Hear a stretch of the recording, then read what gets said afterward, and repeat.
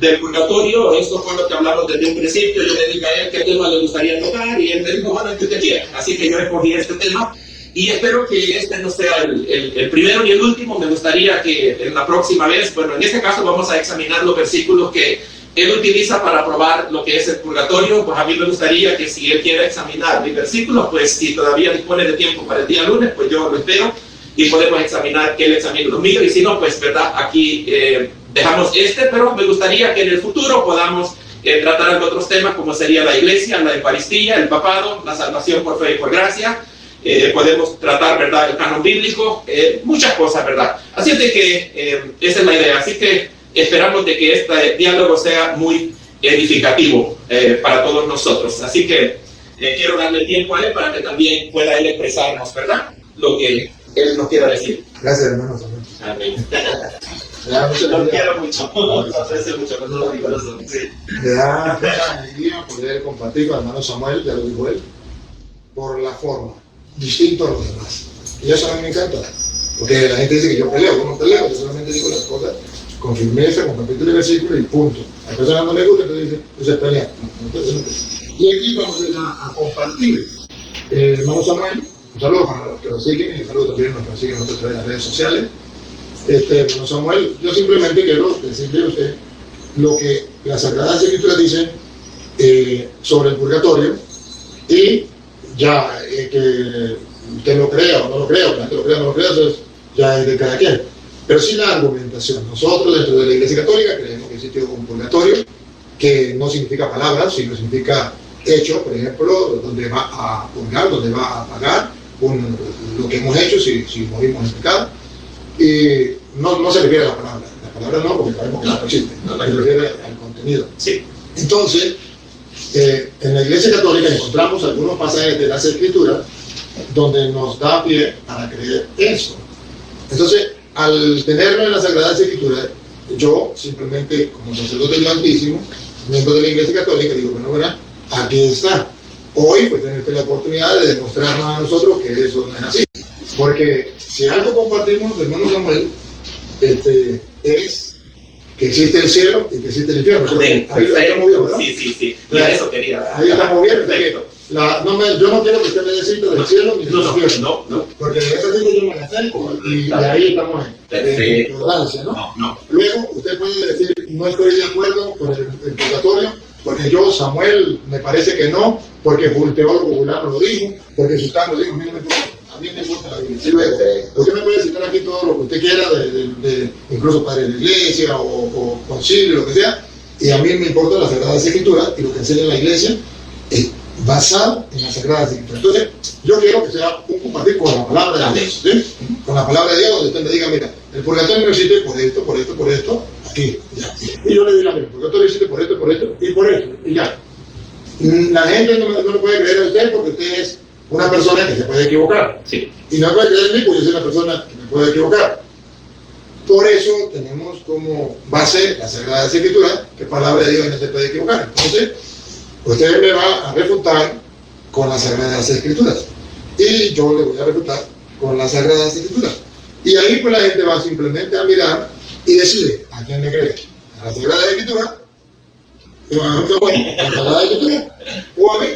Pero lo importante es que, amigablemente, eso me encanta, podamos con claridad. Tratemos de hacerlo lo más pronto posible, porque tiene tiempo. Sí, correcto. Entonces, podríamos aclarar entonces que él no me va a hablar de donde hable del purgatorio, del infierno y del cielo. Que hay muchas citas que hablan del infierno y del cielo.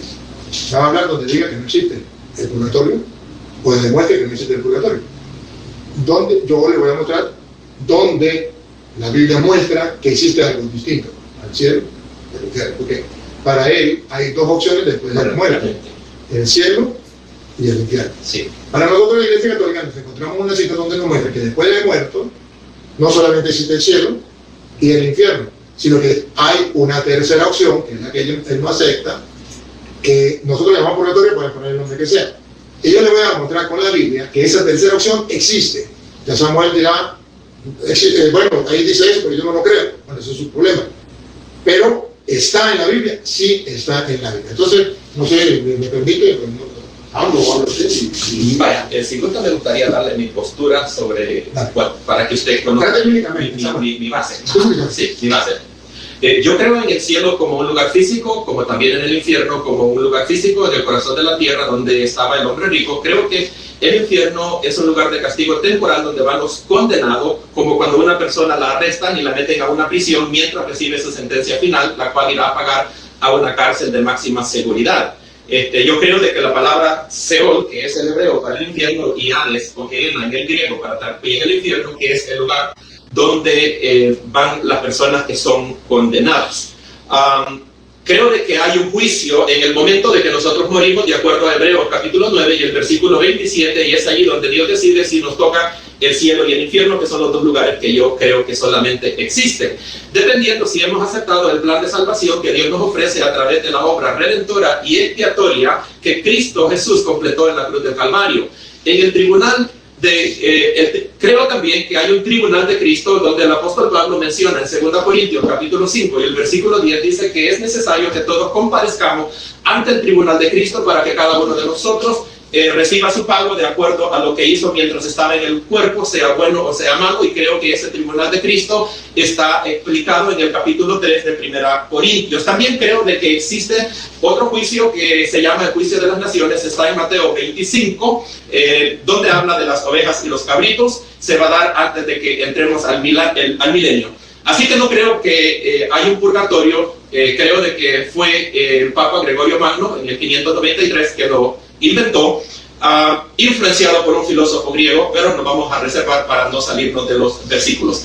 Así que él creí, voy a eliminar esa parte, ya que pues de verdad no vamos a entrar en esos detalles, pero por el momento quiero preguntarle si tiene alguna objeción hasta ahí en cuanto a lo que he dicho, para que pueda usted es una pregunta. Sí. Entonces, ¿para usted el infierno es eterno o no es eterno? Sí, para mí el infierno es eterno, correctamente.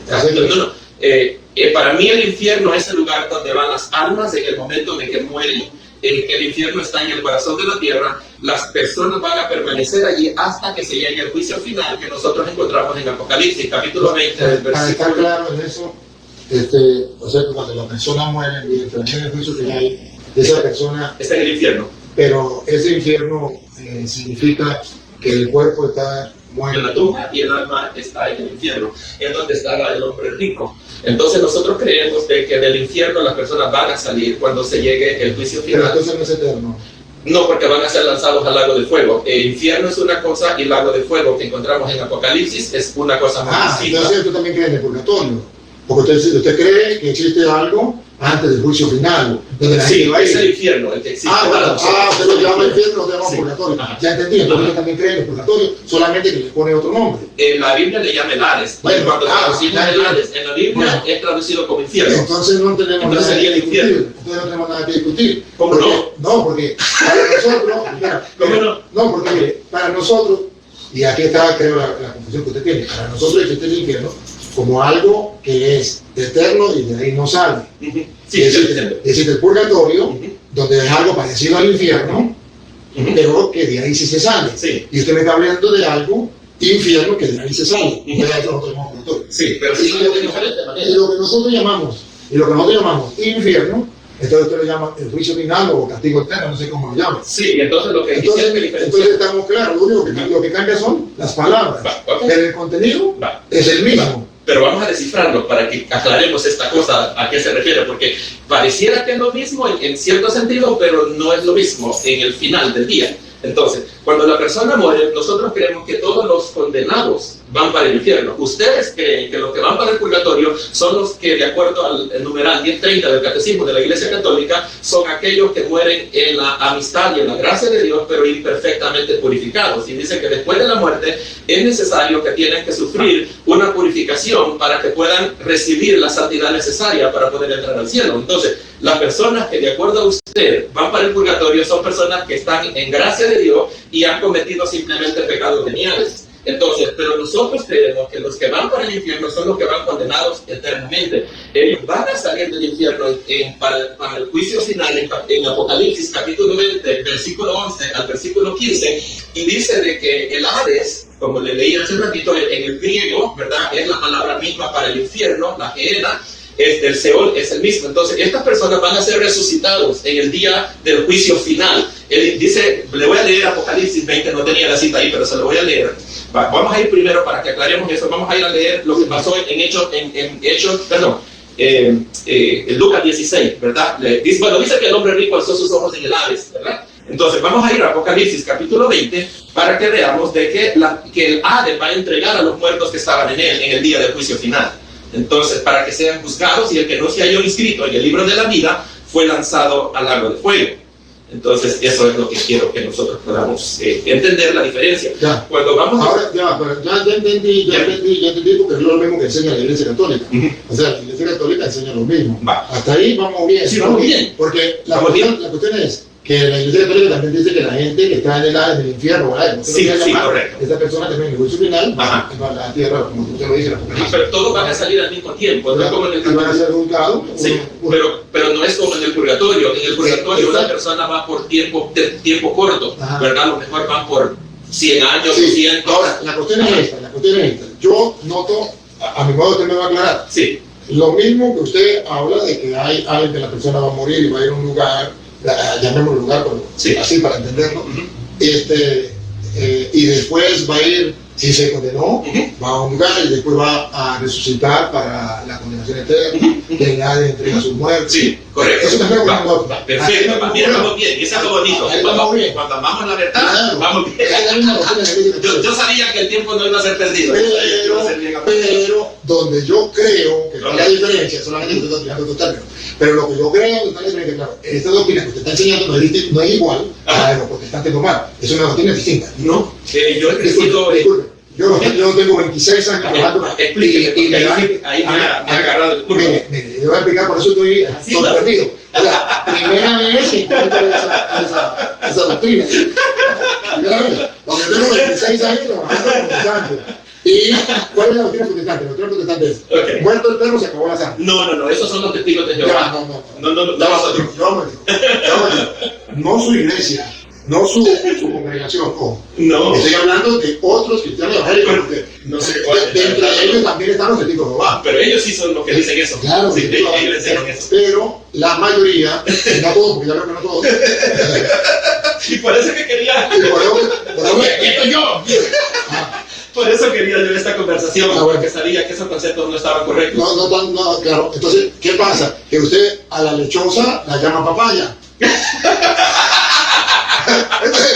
No, porque es lechosa. Estamos hablando del mismo término. Esa es la doctrina de la Iglesia Católica. En los hermanos separados, sí, la mayoría dice que la persona cuando muere se acabó. Y entonces cuando venga Cristo va a resucitar tanto el cuerpo como el alma, porque el alma no existe. El alma muere con el cuerpo. Sí. Y que los que más se aferran a eso son los testigos de Jehová, que toman eso como. Pero los otros también enseñan lo que yo, al menos lo que yo he debatido, me han enseñado eso. Y entonces, por eso les voy a dar algunos. Disculpe, ahora para no alargarlo con el tiempo. Sí. Vamos a lo nuestro. Donde yo veo, entonces, usted me corrige si es así. Donde yo veo sus preocupaciones, porque nosotros decimos que el purgatorio es un lugar donde vamos a pagar lo que hemos hecho para poder ir al cielo, y distinto al cielo y distinto al lugar de castigo eterno donde nadie puede salir. Entonces nosotros existe un cielo que es eterno, donde nos vamos a gozar, y existe un infierno donde es eterno, donde va a sufrir la condenación eterna.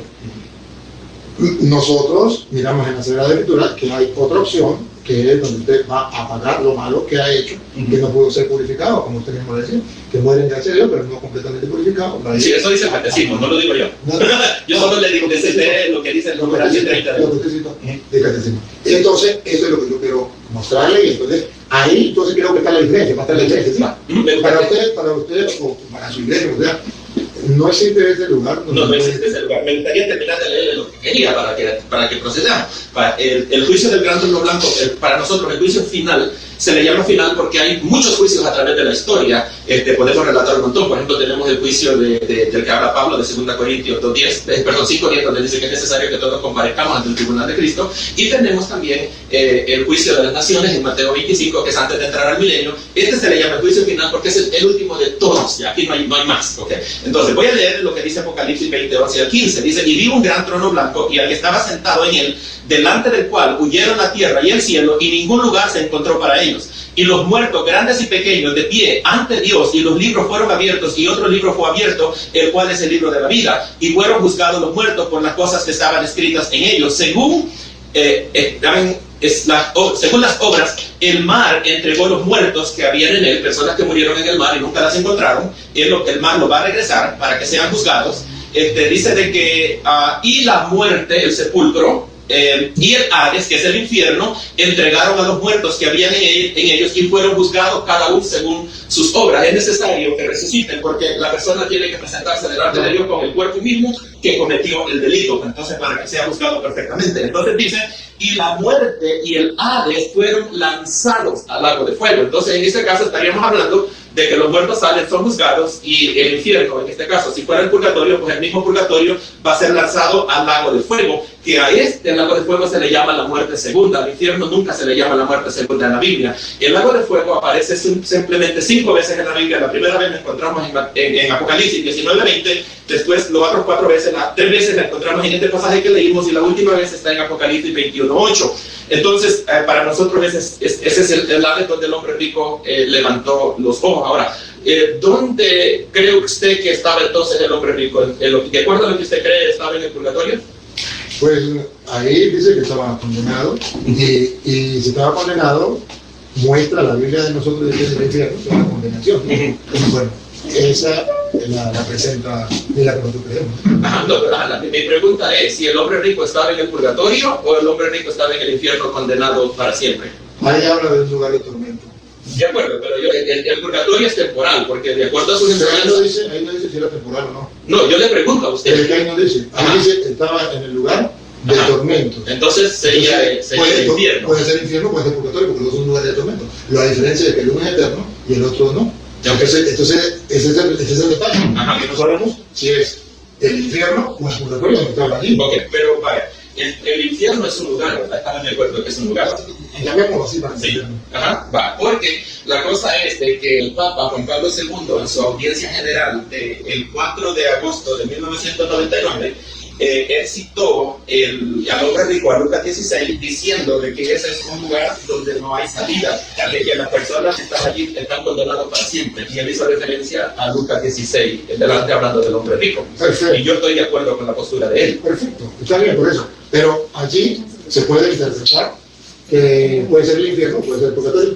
Lo que sí aclara es que es un lugar de tormento y que los allá no pueden pasar para acá y la gente no puede pasar para acá. Entonces usted me dice: no, pues yo lo interpreto allí que es purgatorio, pues, y yo lo interpreto allí que es el infierno. Bueno, pero ahí no dicen ni el purgatorio ni el infierno, aunque en la Biblia nosotros dicen el infierno, pues, como señal también de tormento y eso. Pero podría ser el purgatorio o podría ser el infierno. ¿Por qué? Porque en el 27, versículo 27 dice: entonces déjenme ir a decirle a mis hermanos en la tierra que tengo varios hermanos y no vengan a este lugar de tormento. Y si es el purgatorio, si es el purgatorio que de allí él va a pasar al cielo, ¿por qué le está diciendo que no quiere que sus hermanos vengan a ese lugar? Al contrario, le debiera de decir que mis hermanos vengan a este lugar, porque una vez se purifiquen en el purgatorio van a pasar para el cielo.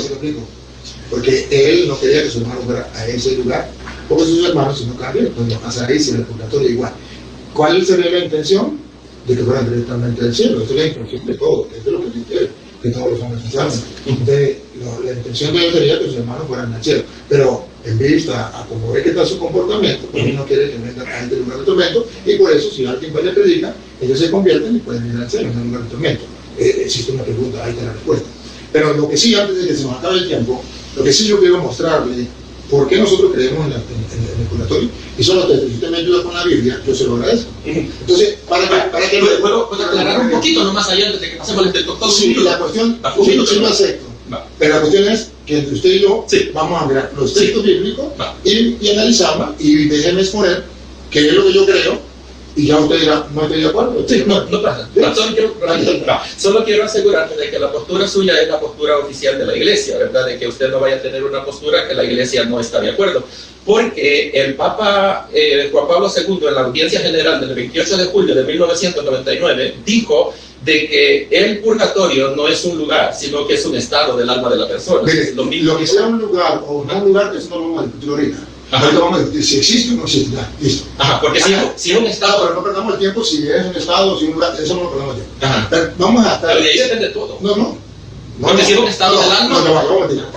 No me venga usted a... No se me vaya... No, pero démosle un artículo, solo quería aclarar eso. No, eso no fue lo que dijimos a aclarar. No está bien. Cuando usted me dijo a mí, que digamos, usted no me dijo si en el purgatorio es un estado o no es un estado. Usted me dijo, vamos a ver si el purgatorio existe o no existe. Sí, eso fue lo que usted me dijo. Entonces yo, me voy a reservar. Lo único que yo quiero es mostrarle a la gente que el purgatorio sí existe. Punto. Que sea un estado, que no sea un estado, bueno, no sé, el estado fácil, estado jodido, que no sabe. Sí. Pero bueno, esto mando vamos a lo que yo quiero es comprobar. Si existe, si es una Biblia o no existe, en la enseñanza de la iglesia, punto. Y que usted me diga, estoy de acuerdo o no estoy de acuerdo, es cuestión suya. ¿Sí? Es que los últimos 3 papas dicen que no es el lugar. Bueno, pero es que volvemos. Usted me quiere llevar a otro lugar, del cual usted y yo no pusimos de acuerdo. No, me ha dado la existencia de sí, eso sería. Saber si su postura es ortodoxa con la iglesia o no. Eso era todo. Pero tema, vamos al primero.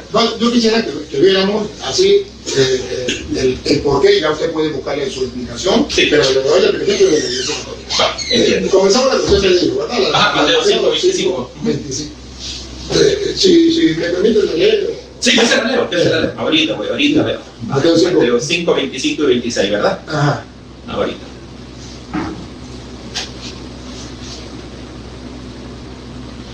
Dice, ponte de acuerdo con tu adversario pronto, entre tanto que estás en el camino, no sea que... Si me permite, yo le voy a... Sí, perfecto. Mientras vamos de camino significa, mientras estamos aquí, y vamos de paso, porque estamos en el camino, hacia la otra vida, ¿sí? Está hablando del camino terrenal, porque en ese versículo... Sí, correcto. Sí. Ya estamos claros, no perdamos más tiempo. Ajá, no está hablando de la otra vida. No está en ese versículo que estamos hablando del camino, aquí de la vida. Perfecto, hasta ahí vamos bien. Va. No sea que el adversario te entregue al juez. Aquí entonces ya sabemos que vamos al juicio. No sigue terrenal. Ya va, perdón. Si usted me muestra un poquito más atrás, si quiere leamos un poquito más atrás. Del 23 vámonos. Porque Jesucristo está hablando de algo concreto. Vámonos al 23, porque para mí el contexto de esto es pero para la Biblia. Correcto, no hay problema. Dice, por tanto, si traes tu ofrenda al altar y allí te acuerdas de que tu hermano tiene algo contra ti, deja allí tu ofrenda delante del altar y anda y reconcíliate primero con tu hermano. Detente. Si vas ante el altar, a la iglesia. ¿El altar de quién es? ¿A quién representa? Al altar de la iglesia. ¿De quién representa? ¿El terrenal? ¿Terrenal representa? Es de Dios. De Dios. Pero estamos hablando de un caso literal. Perdón. Aquí las Sagradas Escrituras traen detrás un trasfondo teológico, que es el que yo permito ver. Aquí cuando vas al altar del Señor, significa cuando vas a llevarle a Dios su ofrenda, sus oraciones. ¿Me encanta? Sí. Entonces lo está poniendo como simbólico el altar, para representar a Dios que va a recibir tus intenciones. Cuando va a ser, ¿verdad? Pero esto digamos, terrenamente, cuando vean el templo, significa la parte humana, simbólica. Pero la parte teológica representa que hay un Dios que va a escuchar tus súplicas, que va a ser tu juez. Y ese Dios está escuchando sus súplicas, pero si tú vas humanamente al altar y llevas algo contra tu hermano, el juez no lo va a aceptar. Y el juez le está mandando que vaya primero reconcíliate con tu hermano. ¿Estamos claros? Entonces vemos que hay dos, lo literal, que es aquí en la tierra, y lo figurativo o teológico, que es allá en el cielo, porque ya está en el cielo, representado en el altar. Muy bien. Entonces ahora sí vuelvo a leer. Deja allí tu ofrenda en el altar y anda, reconcíliate con tu hermano. Entonces ven y presenta tu ofrenda, porque Dios no va a aceptar mi ofrenda si yo estoy perfecto. Pero entonces hay un personaje que yo quiero que usted mire, que no me lo puede quitar, que no es terreno. Ese personaje es divino, que es Dios. Eso es con Dios. Y ese personaje divino es el importante y a quien yo tengo que agradar y servir. No me importan los hombres, porque los hombres no saben si yo estoy español o no me importa. Y nosotros no me van a juzgar. A mí lo que me importa es que me van a juzgar es Dios. Sí. Cuando yo voy allá y aparentando de que estoy bien con los demás, el juez sabe que dentro de mí y no lo puedo engañar. ¿Me encanta? Por supuesto. Esto es decir, Bueno, ponte de acuerdo con tu adversario pronto, entre tanto que estás en el camino. aquí, ¿de qué camino estamos hablando? No sea que el adversario te entregue al juez. Aquí, el personaje importante es el juez, Dios. Pero allí no está hablando del juez de Dios que está arriba. Sino Entonces, ¿cuál juez que trabaja? Estamos hablando del altar, de Dios. Y el juez que está en el altar, el que lo está viendo, porque sabe que el hombre va a llevar su ofrenda ocultando la enemistad que tiene el hermano. De acuerdo. No está hablando con la tierra, los de la tierra no saben. Correcto. Los jueces de la tierra no lo saben. Así que le digan que es un juez de la tierra. Los jueces de la tierra no lo conocen. Pero el juez que está en el altar, el que todo lo ve, a quien yo voy a entregarle cuentas, me dice, engañas a los hombres, pero a mí no me engaña porque yo veo tu corazón. Entonces, mejor deja tu ofrenda allí, vete y reconcíliate con tu hermano, con quien sea que tiene el problema. Con el que tiene el problema, porque yo ya lo descubrí, yo ya lo veo. Y entonces ahí se vuelve a Dios, que está representado en el altar. ¿Verdad? Pero, y vuelve y trae la ofrenda ante el altar. Porque si no puede ser que mientras vas de camino, arréglate, porque si no, el juez no me está hablando de ningún juez en la tierra. Mientras va de la iglesia hacia el adversario, ¿verdad? Ese es el camino. Dice, en el camino, no sea que el adversario te entregue al juez, la persona con quien tengo el problema. ¿Será que esa persona me puede presentar, apresarme y llevarme delante de Dios? Porque en el tiempo de que se escribió esto, eso era posible. El Imperio Romano gobernaba y ellos permitían de que las personas pudieran arrestar a su adversario y presentárselo al juez, que es el punto que está tocando acá. Pregunto, y esto no trae una razón teológica. La razón teológica es que si yo voy al templo a orar al Señor y tengo un problema con mi hermano, Dios no va a escuchar mi oración. Entonces yo tengo que ir a resolver con mi hermano cualquier disputa que yo tenga, y entonces dice que cuando yo haya arreglado con mi hermano, entonces yo puedo regresar al altar y Dios sí me va a escuchar. Ahora le quiero compartir algo. Cuando dice voy en camino, dice cuando vaya en camino, entre la iglesia al punto donde está el adversario. Y ese camino del punto de la iglesia al altar. Al altar. Del altar al adversario. Dice, ponte de acuerdo con tu adversario, por tanto que estás con él en el camino, no sea que el adversario te entregue al juez y el juez al alguacil. Entonces, ¿será que mi adversario me puede presentar a mí delante de Dios físicamente? No, pero fíjense una cosa, cuando nosotros vamos ante Dios, no tenemos a la otra persona que ha sido herida, que está testigo de eso. Y cuando dice, no vaya a ser que tu adversario, porque dice, tiene una queja contra ti. Porque por eso aclaró. Tiene una queja contra ti. Ahora, esa queja, ¿contra quién era? Porque dice que le debe algún dinero, pero la queja contra ti, teológicamente, no estamos hablando de si fuera cuestiones de leyes, si fuera, entonces estarían libres de leyes. Pero aquí está hablando de algo teológico, una enseñanza que está detrás del perdón, está hablando cómo Dios nos perdona a nosotros y cómo nosotros tenemos que perdonar a los demás. Entonces, aquí no está hablando de ningún juez terreno donde tenemos que ir. Aquí simplemente está diciendo que si yo voy en camino a Dios, al altar de Dios, pero tengo a alguien que tiene algo contra mí, si quieres leerlo, por la ofrenda al altar, y por tanto, si trae tu ofrenda al altar, aquí el altar representa a Dios, a no ser que usted me diga que otra cosa. No, está bien. Y allí se acuerda de que tu hermano tiene algo contra ti. Sí. No ante los jueces resolver. No. ¿Se acuerda que hay algo contra ti? No me está hablando de ningún otro juez, sino del juez que está aquí, que lo vamos a encontrar. Porque dice, y te acuerdas de que tu hermano tiene algo contra ti. Entonces no ante los jueces, porque los jueces no van a saber. No, pero lo no, pero te acuerdas. Entonces, va a llevar la ofrenda ante Dios. El juez, si usted que ve, es Dios. Porque si no, ¿para qué me dice que voy a altar de Dios? Entonces, si fuera así, entonces debería decir que diría la Biblia. Entonces la Biblia no diría nada de la ofrenda del altar de Dios. Consejo. Usted arregle su situación con sus hermanos y no quiere ir a la cárcel. Pero no tiene nada que ver con el paquete de ofrenda. no me importa la ofrenda, porque no se refiere a Dios, se refiere a los seres humanos. Entonces, consejo, en vez de decir, cuando traigan la ofrenda ante el juez de Dios, y tiene algo contra tu hermano, deja la ofrenda allí. Entonces no diría eso, pero diría, consejo, mira, si tú no quieres ir a la cárcel, humanamente hablando, no quieres que lo lleven al juez, humanamente hablando, pues no se te ofrenda, ¿para qué ofrenda? Vaya, reconcíliate con tu hermano, eso es lo más lógico, y eso lo hace cualquier persona y eso lo he mandado. Entonces no tiene nada que ver con cuando traigan la ofrenda ante el altar de Dios, eso no me importa, porque ya sería la parte humana. Pero la parte teológica, es lo que yo quiero que usted vea. Si no la ve, no le pasamos. No, pero no le pasamos. No. Pero yo lo que quiero que vea es que si fuera el juez solamente humanamente, entonces Jesucristo hubiese dicho, porque eso lo dijo Jesucristo. Jesucristo hubiese dicho, mira, les doy un consejo para que ustedes les vaya bien en la vida, les bien en la mente, no tengan problemas con la justicia, no vayan a casarse. Les doy un consejo. Cuando tengan un problema con tu hermano, pues arréglalo con tu hermano, para que no lo lleven al juez y no lo metan en la cárcel. Listo, sobraría la parte teológica. Cuando vayas ante el altar del Señor y recuerda que tiene algo contra tu hermano, y entonces tiene coherencia con lo demás. El Padre Nuestro, perdona nuestras ofensas como nosotros perdonamos a los que nos ofenden. Tiene coherencia con lo que dice un juez de otro territorio, le perdonó a este y este no quiso perdonar a otro. Tiene coherencia, porque no está hablando de los jueces de la tierra. Claro, yo respeto su opinión y de eso se trata. Pero lo que quiero que la gente se dé cuenta que teológicamente hay un trasfondo donde nos habla del juez. Y le pongo dos casos, que es el Padre Nuestro en Mateo 6, y que es el del encuentro con el juez, que allá de Mateo 18:23, donde dice que un hombre tenía 2 deudores.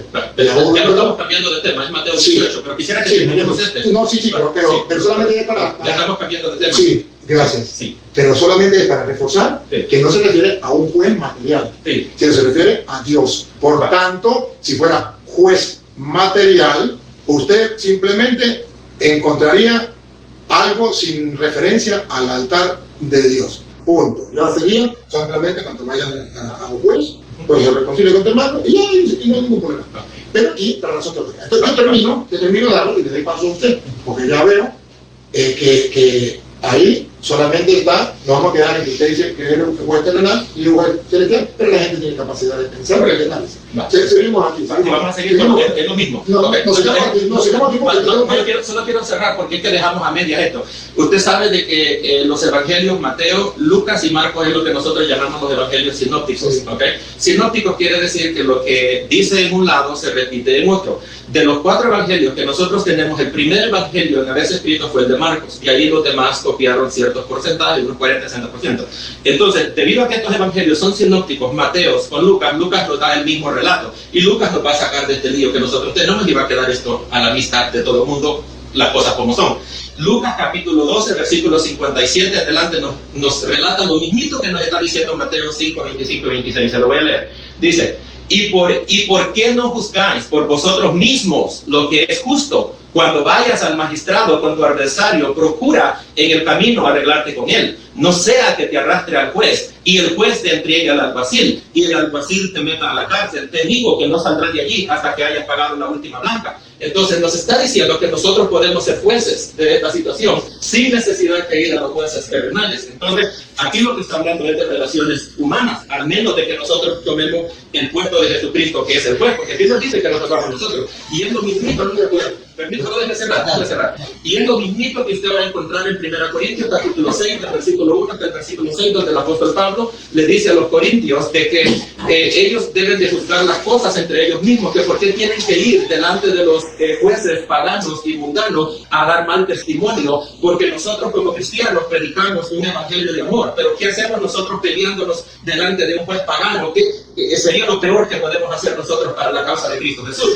Entonces, tanto Mateo, tanto Lucas como el apóstol Pablo en Romanos están hablando de cómo resolver nuestras disputas entre hermanos. Muy bien, hermano Samuel. Pero tengo algo que demostrar.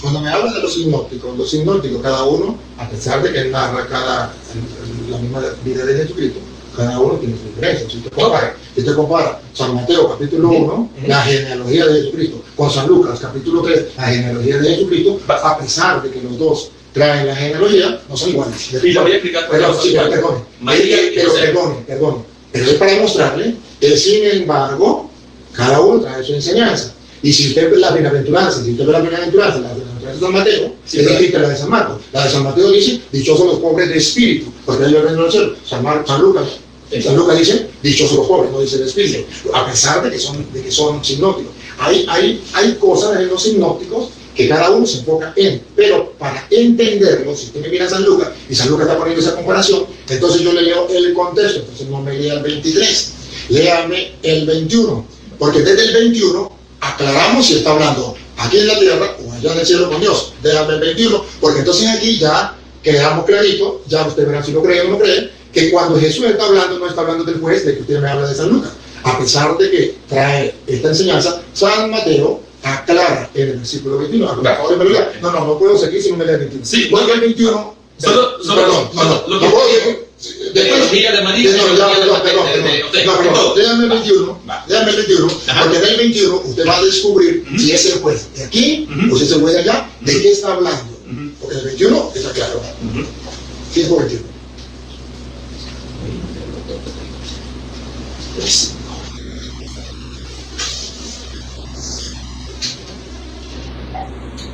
Ok, el tema de arriba, como usted puede ver, la Biblia Reina Valera siempre tiene un tema arriba que les concentra en el contexto de lo que está hablando. El tema aquí es Jesús y la ira. Perdón, usted no me entendió. Léame. Perdón. Sí. Oíste que fue dicho, a los antiguos no matarás, y cualquiera que matare será culpable de juicio. Pero yo os digo que cualquiera que se enoje contra su hermano será culpable de juicio. Perdón, ¿ese juicio es aquí en la tierra? No, ese es arriba. Entonces ya estamos claros. ¿Y quién es el juez? No, ese es Dios. Sí, ese es un contexto. No, ese se llama. El texto tiene un contexto. Sí, de acuerdo. Y si no mira el contexto, sería un pretexto. Correctamente. Y en eso estamos de acuerdo. Entonces estamos mirando quién es el que está sacando el pretexto. Eso. Y eso fue lo que le dije yo aquel día, que quería tiro en el pecho. Entonces, pero yo digo que cualquiera que se enoja contra su hermano será culpable de juicio, y cualquiera que diga necio a su hermano será culpable ante el concilio, y cualquiera que diga fatuo quedará expuesto al infierno de fuego. Entonces, ¿quién es el juez? ¿Quién es el juez? Porque ya no está hablando de no, es que este es otro contexto. No, pero... perfecto. Está relatando yo no voy a perder tiempo. Yo solamente quiero que usted, yo hablo con usted siempre y cuando busquemos la verdad con sinceridad. Sí. Si usted me viene a decir a mí que este no es el contexto, usted verá que todo el capítulo, el versículo 21, viene diciendo que se dijo antes esto, pero yo les digo esto. Comienza ahí, si vuestra justicia no es mayor a la idolatría del fariseo, no podéis entrar al reino de los cielos. Versículo 20. Y después viene el 21. Y Jesús entonces está hablando, ¿cómo podemos entrar al reino de los cielos? Porque si usted lee desde el 20, si vuestra justicia no es superior a lo de la idolatría del fariseo, no entrará en el reino de los cielos. No es aquí de la tierra. Y sigue, y viene aclarando. Oíste el Antiguo Testamento, porque está hablando de la diferencia, yo lo vine a abrir la ley, sino de su plenitud, versículo 17. Oíste que se fue dicho a los antiguos, Antiguo Testamento, Antigua Ley, no matarás, y ese es un mandato de Dios, no de los hombres. Correcto. Y cualquiera que matara será culpable de juicio. Este juicio no será ante los hombres, no, ese no. Simplemente este juicio será culpable ante Dios. Correcto. Pero yo les digo que cualquiera que se enoje contra su hermano, eso es un pecado también, será culpable de juicio. O sea que Dios será el juez y nos va a castigar si nosotros nos injuriamos con la hermana. Y cualquiera que diga necio a su hermano será culpable. Entonces también es un juicio, otra manera de pecado, y será juicio ante Dios y que será el juez, ante el concilio. Sí. Y cualquiera que le diga fatuo quedará expuesto al infierno de fuego. Sí. Todavía continúa, no ha terminado. Sí. Ahora, conclusión. Por tanto, de continuidad, lo primero, está hablando del juicio aquí en la tierra. Si traes tu ofrenda ante el altar, entonces Dios, el altar está representando a Dios, que es el que nos va a juzgar. Y allí te acuerdas de que tu hermano tiene algo contra ti. Yo no puedo engañar al juez. Y rechaza la oración, Déjate tu ofrenda. El juez, Dios, me va a rechazar la ofrenda porque estoy en desobediencia de él. Sí. Delante del altar. Y anda, reconcíliate primero con tu hermano. Ya. Entonces Dios me dice que tengo que perdonar como Dios me perdona a mí, para poder ganarme el cielo. No voy a entrar en los cielos. Y entonces, ven y presenta tu ofrenda. Ya me reconcilié con mi hermano, le hice caso a Dios, ahora sí puedo ir a Dios, que es el juez, y ya estoy en paz con mi hermano, y ven y presenta tu ofrenda. No me está hablando ante los seres humanos. Ponte de acuerdo con tu adversario pronto. Entre tanto, estás con él en el camino. El camino es teológicamente el paso hacia el encuentro con el Señor. Usted me puede decir no, yo se lo respeto. De acuerdo. Pero estoy diciendo porque yo lo creo. Vale, la opinión suya puede ser equivocada, y yo la respeto porque usted es Samuel y respeto y yo también. Pero sí, tengo contra ti. De allí tu ofrenda y reconcilia primero con tu hermano, y entonces ven y presenta tu ofrenda.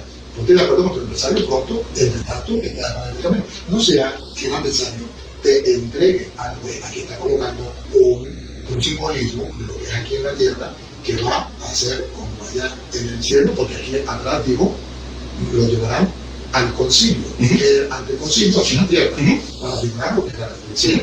Igualmente está haciendo aquí, lo mismo. Pronto, entre tanto, está con él en el camino, sea que el adversario te entregue al juez, y el juez algo así, y sea echado en la cárcel. En la cárcel es la cárcel terrestre, que simboliza lo que nosotros llamamos purgatorio. ¿Por qué lo llamamos purgatorio?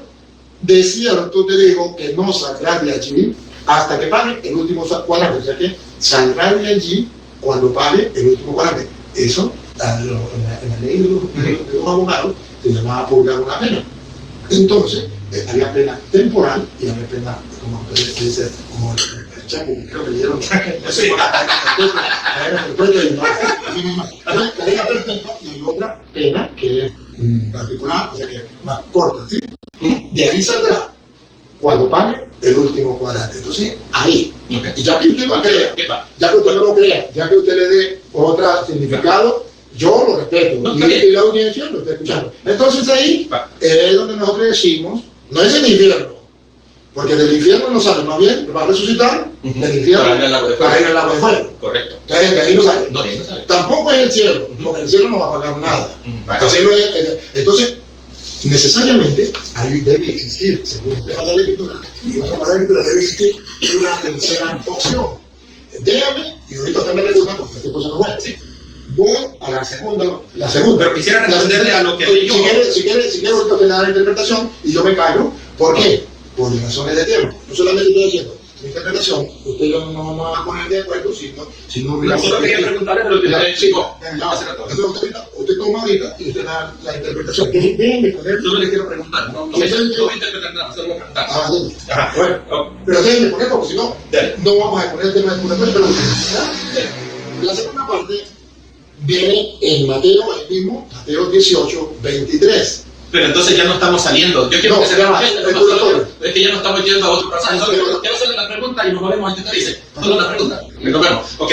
Usted dijo de que en el altar estaba el juez, ¿verdad? Donde la persona llegó a presentar la ofrenda. No dijo que el altar representa al juez. Entonces, si representa al juez es porque el juez de alguna manera espiritualmente está ahí, ¿verdad? Espiritualmente hablando. Ok, entonces mi pregunta para usted es, si el juez está allí, ya en el altar, donde la persona llegó con la ofrenda, ¿por qué ese juez le está diciendo de que si él no va a arreglar con el adversario, lo van a llevar ante otro juez? ¿Por qué no le dice, anda a traerle a tu adversario para que arreglen el problema acá y entonces me entrega la ofrenda? Pero fíjense que ahí está hablando, cuando manda el juez, está poniendo la comparación terrena, ¿sí, papá? Está poniendo la comparación terrena. La comparación terrena, ¿de qué va a hablar? Del juez. ¿Y quién es el juez? Pues el único juez es Dios, a nivel espiritual, que lo sabemos. ¿Quién es el único que va a juzgar? Dios, no es nadie. Entonces, ¿cuál es el detalle? Que aquí está utilizando la comparación, como está hablando seres humanos, está hablando de palabras humanas, que es de ámbitos humanos. Y tiene que hablar de un juez para que el humano entienda que va a una sentencia, que va a una condena, que va a algo que hizo mal. Entonces, ahí está la explicación. Ahora, si usted no lo quiere aceptar, si usted no quiere sacarle del cuerpo, no quiere dejarse golpear, porque dice la palabra, yo lo respeto. Pero si usted se da cuenta, todo va encajando en sintonía a lo que ahí dice, porque le está abundando en Jesús. Recuerden que él dice, se dijo antes, ahora yo les digo. Él está enseñando una doctrina superior a la de los escribas, porque yo no vine a abrir una ley, sino a darle su cumplimiento. Entonces, está poniéndose él por encima del Antiguo Testamento. Entonces está dándonos nosotros las leyes y le está diciendo, si no cumplimos las leyes, así como tiempo de Moisés no cumple la ley, hay un castigo. Ahora en el tiempo de Cristo es que no cumple la ley. Esa es la explicación. Ahora entonces usted le está metiendo un segundo juez al versículo 23. Perdón. No le está metiendo un segundo juez. Le estoy diciendo que Jesucristo está hablando del juez para que la gente entienda que se refiere a una condena, a una sentencia. Porque si no le habla del juez, ¿cómo va a entender de que va a ir a una sentencia? Entonces un juez le está diciendo andar a otro juez prácticamente. Él en el altar le dice que... Cuando él habla, cuando el Hijo del Hombre venga, en su reino. Otra persona. No es Jesús. Podemos ir entonces. Cuando él habla, cuando venga el Hijo del Hombre, ¿por qué me dice cuando venga yo? Que soy el Hijo del Hombre. Una pregunta. Disculpe, porque le estoy comparando. Cuando Jesús dice, cuando venga el Hijo del Hombre, ¿por qué no dice yo soy el Hijo del Hombre cuando yo venga? ¿Por qué entonces lo refiere a otra? Lo mismo. En vez de ir a Mateo 18, ¿por qué no vamos a 1 Corintios 3? Porque es una cita. No, porque yo quiero ir al 18 y yo usted me está preguntando. Sí. No, me gustaría porque a usted le gustaría, pero a mí me gusta más difícil. Ahí estamos de acuerdo, y como yo soy el que estoy exponiendo, pues no hay problema. Así me gusta. 18, 23. Vaya, ahorita se lo leo. Okay. Y nos ubicamos aquí en el pasaje 18-23. Sí, permítame, voy a agarrar todo el capítulo. Sí, todo el capítulo, agarrar el 18 y nos miramos desde el 23. Vamos a ver porque. Si quieres, a favor lo lees. Sí, correcto. Y lo voy a hacer un parecido. Perfecto. Por lo cual, el reino de los cielos. No, desde el 23. Sí, ¿verdad? Sí, perdón. Okay, va. Por lo cual, el reino de los cielos es. No habla de la tierra. No. Está llevando a la teología. Esta es una parábola. Esta es teología. ¿Estamos de acuerdo que es una parábola? Sí, perfecto. Pero la parábola contiene una enseñanza. La parábola se usa una imagen para podernos explicar otra. Y es algo que usted y yo humanamente no podemos entender, entonces Jesús lo expresa con palabras humanas. Y sabemos que Jesús dijo. Y precisamente está comparando no cosas de aquí, sino cosas del cielo, pero con palabras de aquí. Por eso dice el reino de los cielos. Y Jesús nos dijo que la razón por la cual él hablaba en parábolas era para que aquellos que los fariseos más que todo pudieran oír la palabra pero no la entendieran la gente que estaban condenados. Ese fue el propósito de la parábola. Por lo cual el reino de los cielos es semejante a un rey que quiso hacer cuentas con sus siervos y comenzando a hacer cuentas le fue presentado uno que le debía 10,000 talentos. Perdón. Una deuda impagable. Perdón. Entonces aquí está que el rey pasa a ser el dueño es Dios. Es Dios. Que también podríamos ser el juez porque él es el que va. Pero en este caso es Dios porque es una parábola. No hay lugar para que le tapas de la puerta.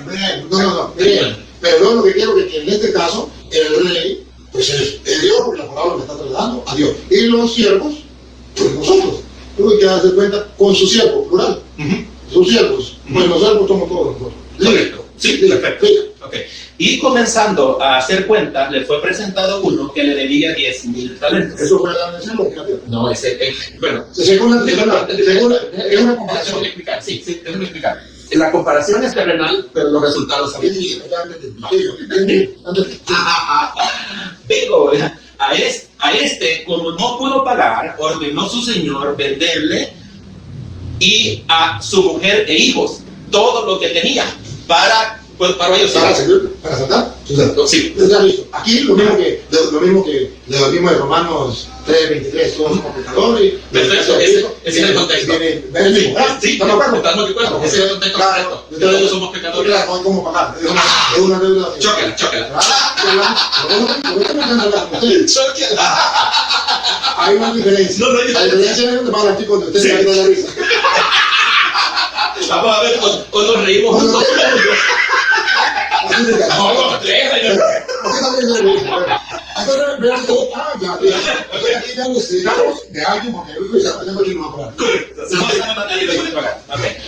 Dice, a este como no pudo pagar, entonces ordenó su señor, o el del 26. Sí. Entonces aquel siervo postrado le suplicaba diciendo, Señor, ten paciencia conmigo y yo te lo pagaré todo. El señor de aquel siervo, movido a misericordia, le soltó y le perdonó la deuda. Alabado sea Dios. Cristo nos perdonó. Tenemos un Salvador. Sí, tenemos un Salvador. Perfectamente. Ok, ahí vamos. 28. Pero saliendo aquel siervo halló uno de sus consiervos que le debía 100 denarios y haciendo de él, le ahogaba diciendo, págame lo que me debes. Entonces su consiervo, postrándose a sus pies, le rogaba diciendo, ten paciencia conmigo, y yo te pagaré todo. Es la situación humana aquí en la tierra, lo que nosotros somos. Perfecto, de acuerdo, vamos bien, vamos bien. Ajá. Versículo 30, mas él no quiso, sino fue, lo echó a la cárcel hasta que pagase la deuda. Entonces, ese no tiene compasión. Correcto. Dios es misericordioso y Amén. nosotros no somos misericordiosos. Perfectamente, vamos. 31. 31. Viendo sus consiervos lo que pasaba, se entristecieron mucho y fueron y refirieron a su señor todo lo que había pasado. Aquí, disculpe, pero para hacer un paralelismo con aquel, no es que el Señor no lo sepa, ¿sí? No es que el Señor no lo sepa. No, sí, claro. Pero van al mismo Señor. No, es el mismo señor. No, perfecto. Sí, y otros van, ¿no? sí, no. Ajá, correcto, perfecto. ¿Estamos de acuerdo? De acuerdo. No, sí, vamos bien, Sí, vamos bien. por un paralelismo con aquel Sí. que va, no va a ser que te lleven al juez. Correcto. ¿Quién lo va a llevar? ¿Quién lo va a llevar al juez? Ujú. ¿Quién lo va a llevar al Señor? Los consiervos. Sí, los conciertos. Bueno, Ok. Ajá, ellos les fueron a avisar. Sí, sí, podemos nosotros. Pero como sea, vamos a estar delante Sí, de pero nosotros. como sea, los consiervos fueron a llevarle la pena. Sí, correcto. Y en el caso, allá también. Dios no necesita que nadie se la lleve porque su No, obra no necesita, pero él quiere poner el ejemplo. Perfecto. ¿Y qué vamos a hacer nosotros? Y aceptamos el ejemplo.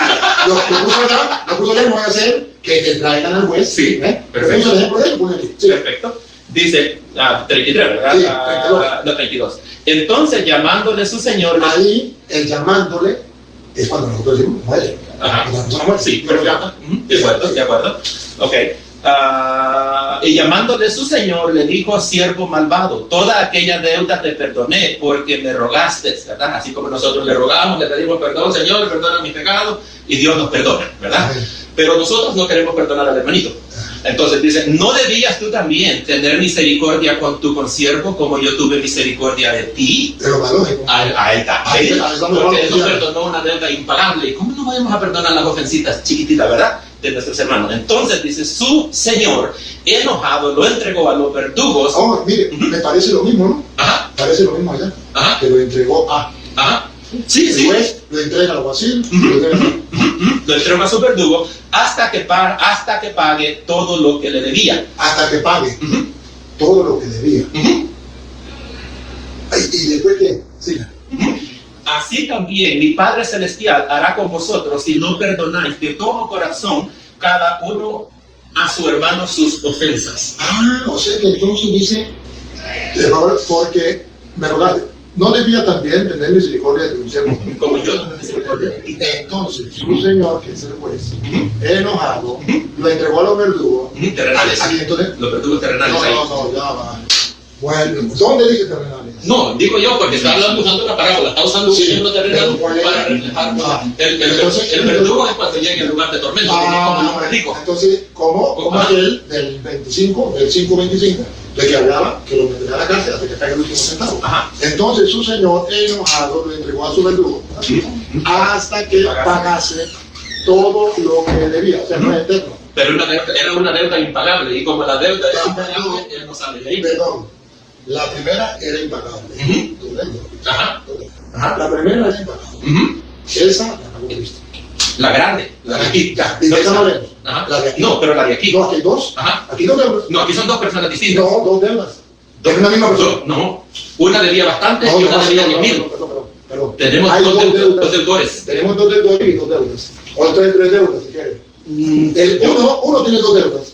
¿Cuáles son esas dos? Porque yo vi 10,000 denarios y vi el otro que debía una cosa. No, No deudas y dos personas distintas.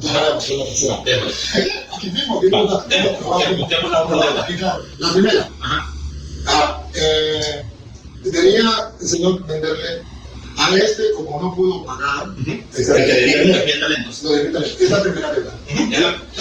De un deudor. De un deudor. No pudo pagar. Sí. Ordenó a su señor venderle a su mujer y todo lo que tenía para que se le pagase la deuda. ¿Sí? Entonces aquel siervo postrado le suplicó y aquí está el perdón.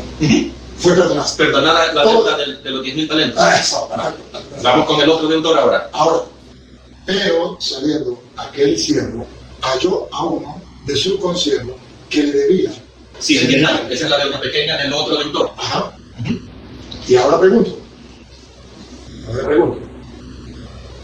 Y ese que le debía, Cristo no perdonó los pecados No, yo estoy buscando la tercera deuda que usted me iba a enseñar y todavía no lo he fallado. Sí, perdón, está implícita, no está explícita. Yo creo que está implícita. Pero eso sería lo que se le llama una eisegesis, inyectarle al versículo algo que no sé. Pero digo, le pregunto, ¿Jesucristo vino para salvarnos a todos?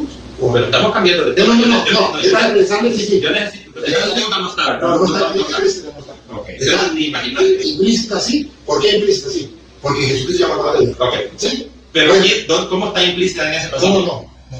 Pero si Cristo ya pagó la deuda, estamos hablando de la de los 10.000 talentos. No, está bien. Ya le aclaré que ahí no está implícita esa. Me equivoqué pensando que estaba implícita. No. Ahora le estoy diciendo. Está perdonado. Así es. Usted no es infalible. Perfecto. ¿Ok? Pero entonces, lo que sí le quiero decir es que que va a perdonar el segundo va a pagar una deuda impagable. Correcto. El primero tenía una deuda impagable. Es la deuda suya y la deuda mía. Correcto, delante de Dios. Cristo la pagó completa en la cruz. Ahí donde digo, usted y yo somos los dos. Sí. Usted y yo somos los dos. Que está hablando de la tercera, implícita. ¿Sí? ¿Cómo es?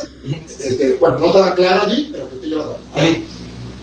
Jesucristo pagó tu deuda, ¿sí o no? 100%. ¿Y pagó la mía? 100%. No la impagable. Ajá. ¿La pagó 100% o la pagó 99%? 100%. Entonces, ¿dónde quedan las penas temporales del purgatorio? Ya va. Pero ayúdenme a ver y después le respondo. A ver, la pena normal ya Jesucristo la impagable. ¿La suya y la mía o solamente la suya? La de toda la humanidad, porque Él murió por todos. Miremos. Cuando llega el primero, ya sabemos que Jesucristo le da perdonado. Y el segundo, también la deuda plena. ¿Sí? ¿De esos dos? Pagó la deuda de Jesucristo. Completa. Con el uno y del otro. Entonces me parece la otra deuda, que es la que tiene que pagar, y ahí sale. Yo decía, yo pensé que estaba ahí. Le voy a explicar la parábola desde mi punto de vista y usted me asuste.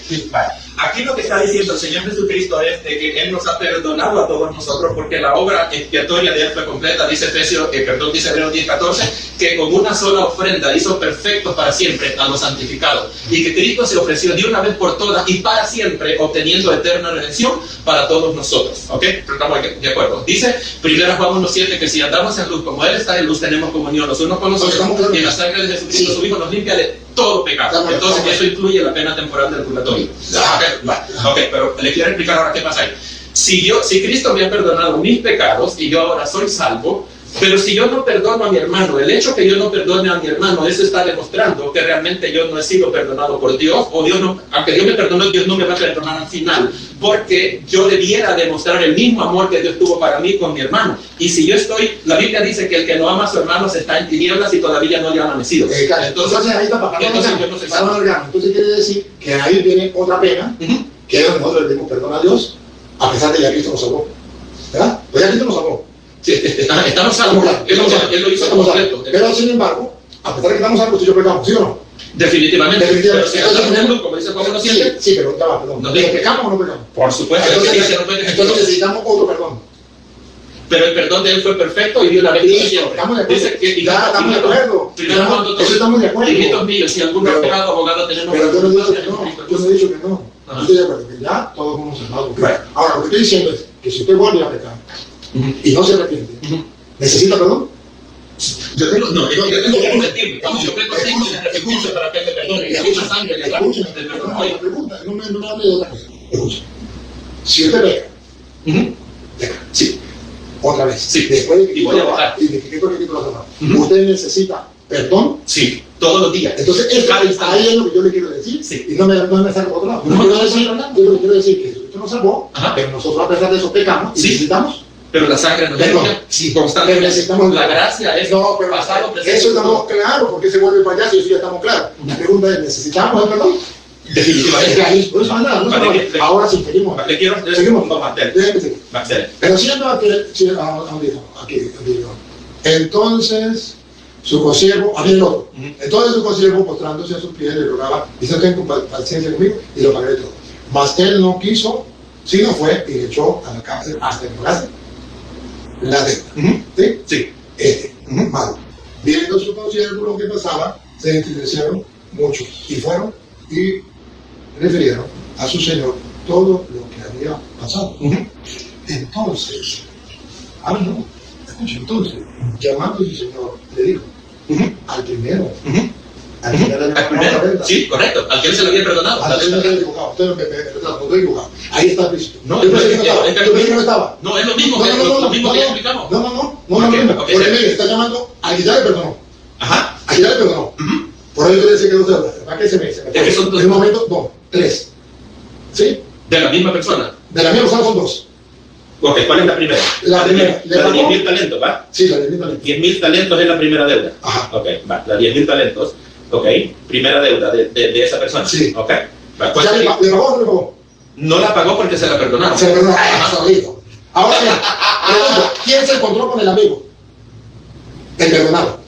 Ajá, porque el que le debía una comida, 100 años, nada. El perdonado. Perfecto. El perdonado encontró al que le debía nada. Perfecto. Yo perdonado por Cristo me encuentro con alguien. El de los 10.000. Ajá. El de los 10.000 se encontró con Dice, aquí está. Ajá. A él ya se le habían perdonado. Dice, ya la primera. Sí, aquí te la habían perdonado. Estaba perdonada. La primera. Hasta ese momento.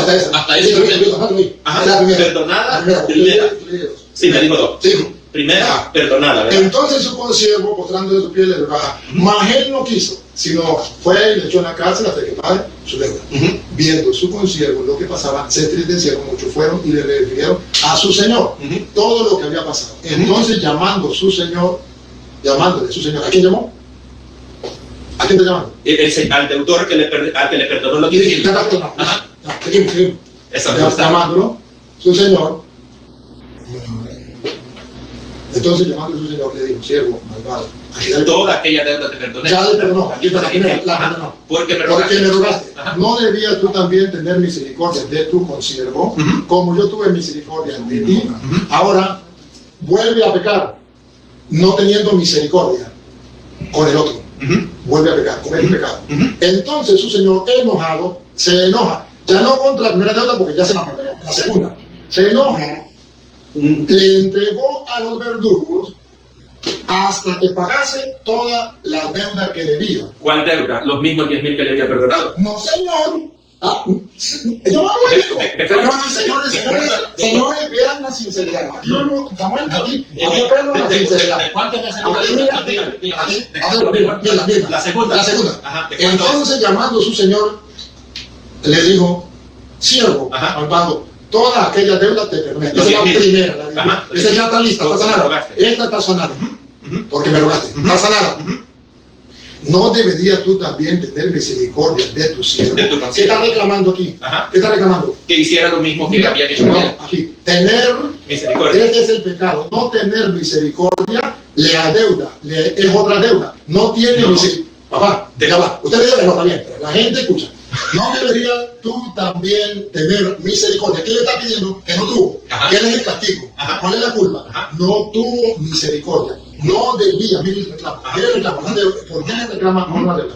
No debías tú también tener misericordia de tu consiervo. Esto es lo que el juez está reclamando. La deuda pasada se la perdonó completica. Correcto. De esa deuda, no porque Dios no lleva cuenta del mal. Si llevara cuenta del mal, ¿quién podría resistir? Pero no debías tú también tener misericordia de tu consiervo. Aquí está el otro pecado que está cometiendo. Como yo tuve misericordia de ti. Entonces el pecado es contra la misericordia. No practicó la misericordia. Aquello que Jesús dice, perdona y serás perdonado. Entonces, si no perdona, entonces ya viene otra deuda. Esta. No debías tú también tener misericordia de tu siervo, como yo tuve misericordia de ti. Entonces el Señor, enojado, le entregó a los verdugos hasta que pagase todo lo que le debía. Así también mi Padre Celestial hará con vosotros, si no perdonas de todo corazón a tus demás. Le tocó que pagar los 10.000 talentos al final. Pero pregunto, no fue una segunda deuda. Y el pecado, ¿y cuál fue el pecado? Ya no me digas que no le perdonó. Porque aquí dice que no, pero ahora le está cobrando la falta de misericordia. O sea, esto es, no, yo quiero explicarle a usted, entiende. Usted me está diciendo que no, si ya pecó, ¿verdad? Que no hay otra, no hay otra deuda. Aquí está la deuda de la misericordia. Como no pagó la deuda de la misericordia, no tuvo misericordia, entonces el Señor le dice, ahora tú vas a pagar. La culpa había sido perdonada, toda la culpa anterior había sido perdonada. Lo que ahora hace que el hombre vaya a la cárcel no es la culpa anterior, es la culpa que ahora está cometiendo, y ahora, y aquí viene el purgatorio, que es lo que a nosotros nos interesa. El haber entregado a lo que tú hasta que pagase todo lo que debía. Entonces, Debía, atrás. sí, pero el purgatorio. Donde empezamos. El purgatorio Debía, no es nueva deuda. Debía, pero la palabra debía es clave. está bien, La deuda no aparece. pero pregunto, ¿a dónde va a pagar? ¿Al cielo? Respóndeme. Al infierno, a la hora de fuego hay que pagar. ¿Y de ahí salen? Nunca. Entonces, ¿por qué dice ¿Por qué? hasta que pague todo lo que debía? La deuda es impagable, ya lo hablamos al principio. Papá, pero aquí dice hasta La pagará toda que la vida. pague, papá, hasta que pague. Mire, entonces el Señor enojado, hasta que pagase, entonces Él va a pagar todo lo que le debía. Todos los que van al infierno, al lago de fuego, van a pagar lo que deben, lo que hicieron, pero esa pena es eterna. Y entonces cuando dice Mateo 25, y no saldrá de allí hasta que haya pagado. Estamos hablando de la cárcel literal. Ah, sí, cuando le conviene cárcel literal, y cuando no le conviene la cárcel literal. Ay, qué lindo, pero ese es un problema. Está bien, pero luego, ya se lo aclaré que ahora le voy a dar otra, para que usted no, usted trajo este pasaje, solo le quiero hacer una preguntita en base al pasaje. Allí habla de que a ese que debía los 10,000 talentos, dice de que le iban a vender a la esposa y a los hijos. Entonces yo le quiero preguntar si, por ejemplo, una persona, un esposo, tiene que ir al purgatorio, ¿será de que la esposa...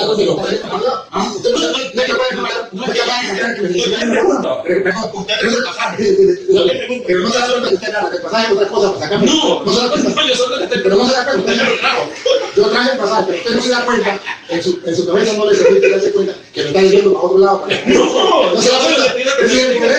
¿Para qué me pide que le explique eso? Para sacarme del purgatorio. No me va a sacar del purgatorio.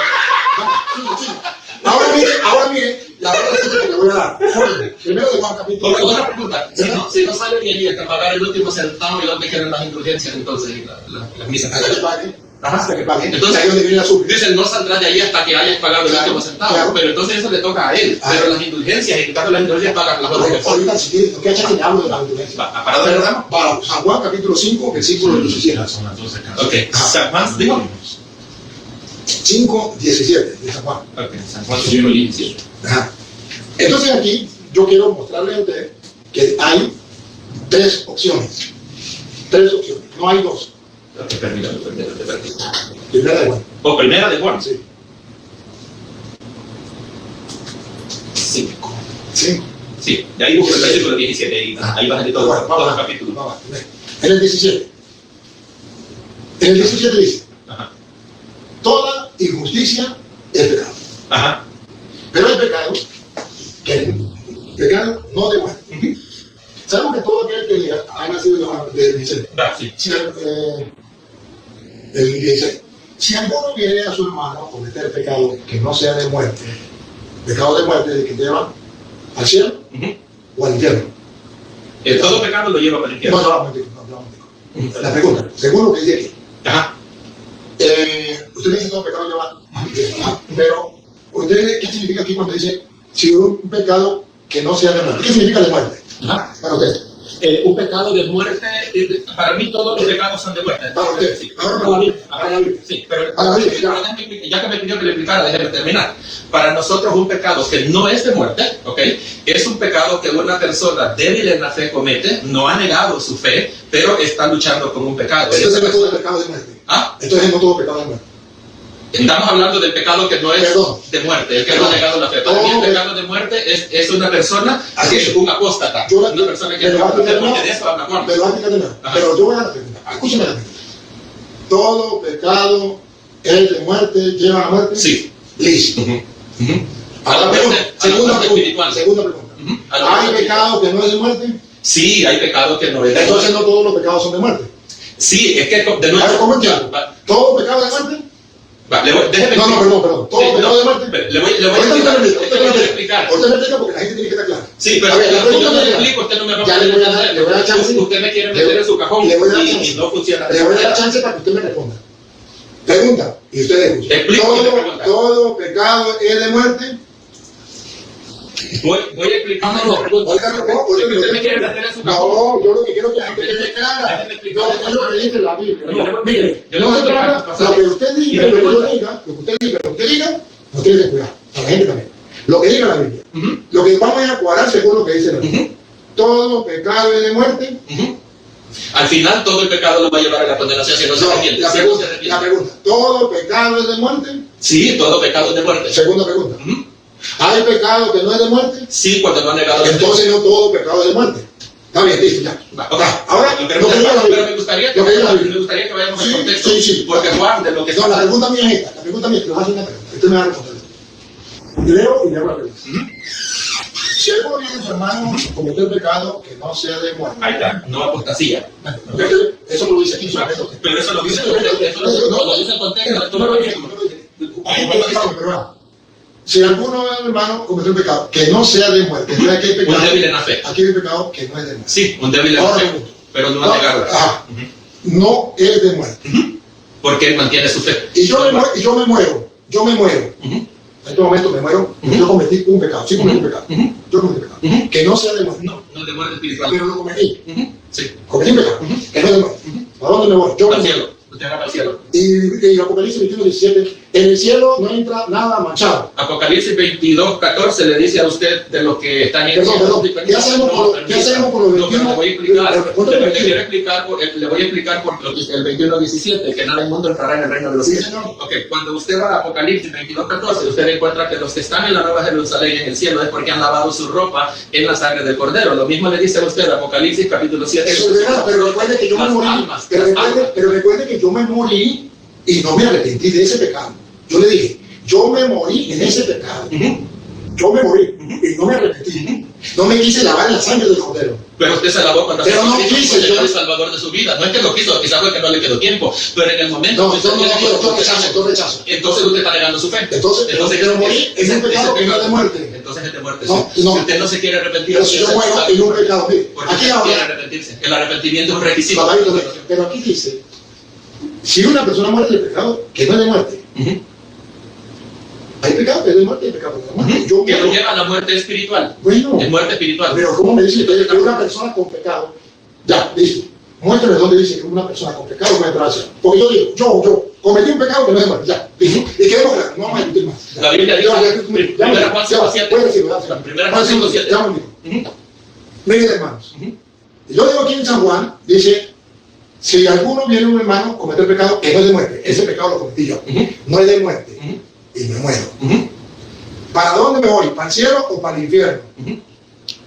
¿Para dónde se fue Pablo? Si usted no me respondió. Ahí está el problema suyo. Ahí está el problema suyo. Porque si usted lo mira, yo le estoy preguntando. Yo le estoy preguntando por mí. A ver, yo me muero. Yo cometí un pecado que no es de muerte. ¿Para dónde me voy? ¿Para el cielo o para el infierno? Si no es de muerte, usted no ha negado su fe. Perdón, eso lo inventa usted. Eso lo dice usted. Si andamos en luz, como tenemos comunión los unos con los otros.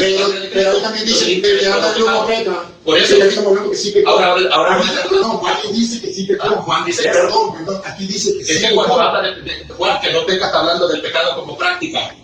Aquí dice, si tú ves práctica, ves a un hermano que ha cometido un pecado que es de muerte, es práctica, lo practicó.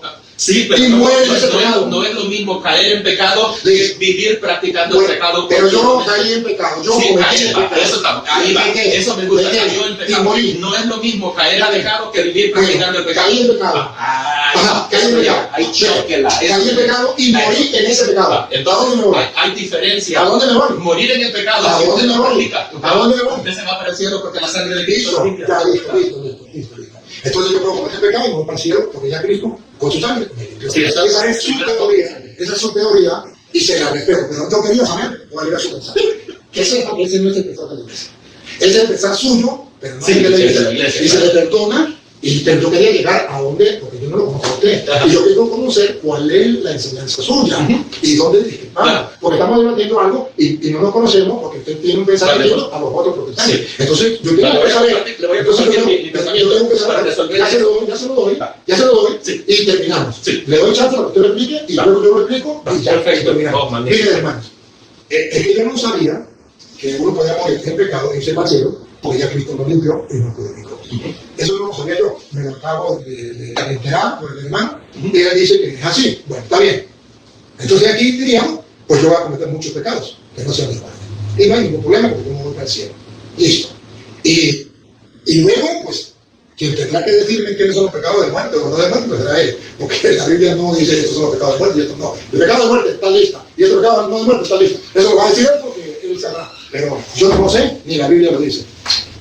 La Iglesia Católica ve, y ahorita lo muestro porque él lo va a explicar eso que yo no entiendo, como una persona muere en pecado y va para el cielo. Yo no lo entiendo, él lo va a explicar. Y lo escuchamos, lo respetamos y luego me da chance. Perfecto. Hermanos, le voy a dar chance para que usted lo diga, pero no se alargue mucho. No, yo también tengo que ver. Sí. ¿Qué tiempo? Perfecto. ¿Qué tiempo?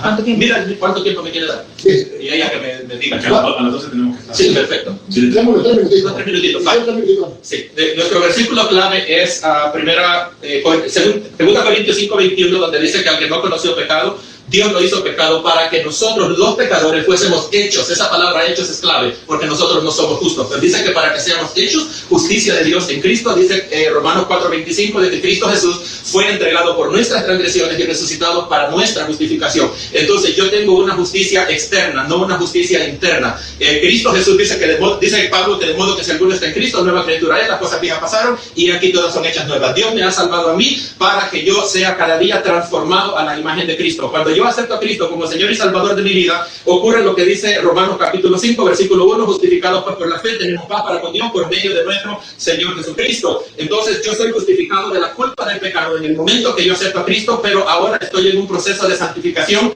donde a través del Espíritu Santo y yo estoy luchando contra el poder del pecado que mora en mí. Entonces, en Romanos capítulo 4, el apóstol Pablo nos dice en el versículo 6, dice de que David habla de la bienaventuranza del hombre a quien Dios le atribuye justicia sin obras. Versículo 8 dice que bienaventurado el hombre a quien Dios no le inculpa su pecado. Y está hablando del rey David, porque David cometió adulterio, cometió asesinato y Dios le perdonó su pecado. David tenía que haber muerto por su pecado, pero Dios le perdonó la vida, sino que le mató a su hijo como disciplina, no como pena temporal. Entonces, y el apóstol Pablo en Romanos capítulo 4 nos está hablando acerca de la justificación de nuestro padre en la fe Abraham, de que de acuerdo a Génesis capítulo 15 y el versículo 6, fue justificado por haberle creído a Dios cuando Dios le dijo que le prometía a un hijo, aunque Sara había sido estéril toda la vida y él ya estaba de una edad avanzada. El apóstol Pablo nos explica en el capítulo 4 de Romanos de que nosotros somos justificados instantáneamente, no es un proceso de justificación, porque dice en Romanos capítulo 4 y el versículo 3 que Abraham le creyó a Dios y le fue contado por justicia. Más tarde nosotros vemos en el